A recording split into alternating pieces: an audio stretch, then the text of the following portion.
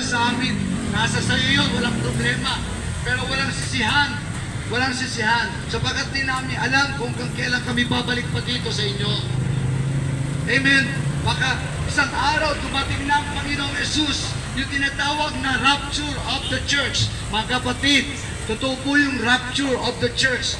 Merong mga nangangaral at sinasabi, tapos na daw yun. Hindi pa po tapos yun. Darating pa lang po yun. At kukunin ni Jesus yung mga nagsisi sa kanilang mga kasalanan at tinanggap si Jesus bilang Panginoong tagapagligtas. Mawawala sila dito sa lupa. Can you just imagine gaano worldwide po yun? At yung mga buntis sa araw na yon, magugulat, mawawala yung kanilang mga anak sa kanilang mga tiyan.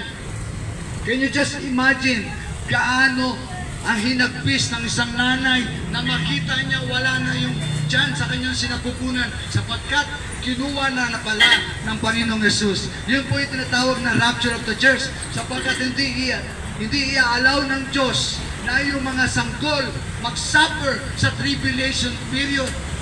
After na kunin ni Jesus yung kanyang mga lingkod, ay maghahari ang Antikristo sa lupa ng 7 taon. 7 taon na puro pasakit sa mundo. Lahat ng kaparusahan ng Diyos sapagkat wala na yung mga asin at ilaw sa lupa. Ibubusan ng Diyos ang kaparusahan sa mundong ito. Magkakaroon ng paggutom, magkakaroon ng digmaan, magkakaroon ng lindol, bagyo, baha, tsunami, lahat-lahat na po. Gusto mo maranasan yon, nasa sayo yon, walang pilitan. Subalit, I doubt kung matatagalan mo yon, mga kapatid.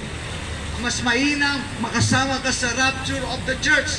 Ngayon pa lang magsisi ka, tanggapin mo si Jesus bilang Panginoon, tagapagligtas mo, at isasama ka ni Jesus sa rapture of the church at hindi mo mararanasan ang 7 years tribulation sa lupa.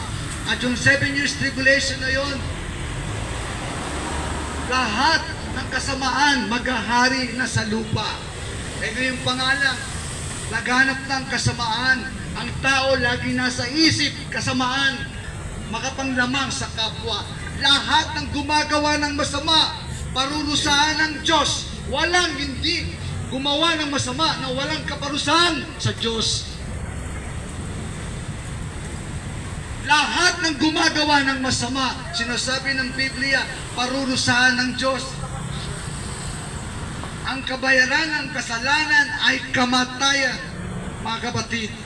Kaya naman po, sa mga oras na to, ibibigay ko kay Pastor Roger ang mic para kayo po ay bigyan ng huling salita ng Diyos at ipapanalangin niya po kayo.